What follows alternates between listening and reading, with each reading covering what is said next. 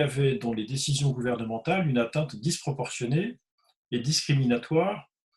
à la liberté de culte des Français, tout culte confondu. On ne peut pas empêcher les croyants de se réunir pour célébrer leurs offices religieux sans attenter à la liberté fondamentale d'exercice du culte,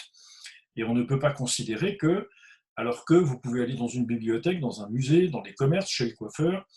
bientôt dans les festivals, à la plage, et dans plein d'autres endroits où il faut respecter les consignes sanitaires,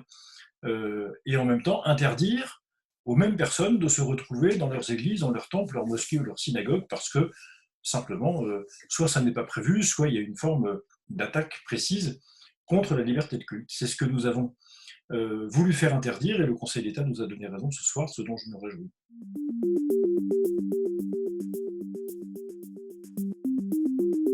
Donc ce soir, le Conseil d'État a censuré le gouvernement, donc il a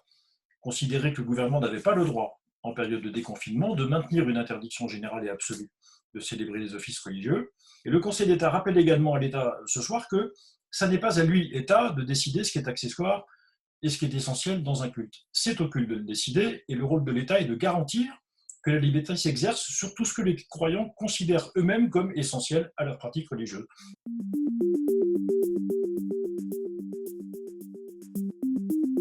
Maintenant qu'on sait qu'il n'est plus possible de maintenir l'interdiction telle qu'elle est formulée par le gouvernement dans la loi d'urgence sanitaire et dans les décrets du 11 mai dernier, il faut maintenant que le gouvernement sollicite les responsables des cultes pour savoir comment peuvent s'organiser les cérémonies religieuses. Et il faut que ça aille vite, puisque le délai donné de 8 jours par le Conseil d'État est un délai maximum.